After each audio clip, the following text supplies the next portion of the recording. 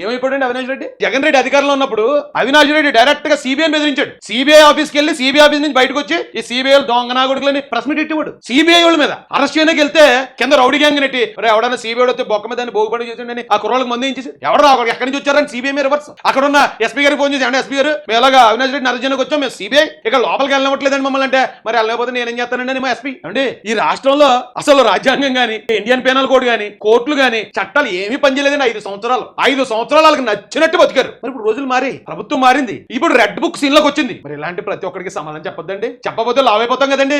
ఎవరి దానికి ఇచ్చేపోతేనే మళ్ళీ రేపు పొద్దున ఎలా ఉంటుంది అనుకుంటే వెళ్తాడు. వీళ్ళు ఏం పట్టించుకోకుండా పోనీ వదిలేసి ఓ రాష్ట్రం కూడా చూద్దాం వెళ్ళిపోయారు అనుకోండి. రేపు పొద్దున మళ్ళీ అధికారంలోకి వచ్చినా రాపోయినా రే వీళ్ళు మళ్ళీ ఏం చేస్తలేదు, సరే ఓ సంవత్సరం సైలెంట్ గా ఉండండి, తర్వాత మళ్ళీ మొదలెట్టి ఏంట్రా మన దందాలో, తర్వాత మళ్ళీ కొట్టండి రా, తర్వాత మళ్ళీ చంపండి రా, అలా బయలుదేరిపోయే రకాలండి. మంచి మనిషికో మాట కొట్టుకో తప్ప ఆ టైప్ లో ఉంటే తప్ప చాలా మంది సెట్ అవ్వరండి బాబు. ఆ విషయం లోకేష్ గారికి తెలుసు, రాష్ట్ర ప్రజలకి తెలుసు.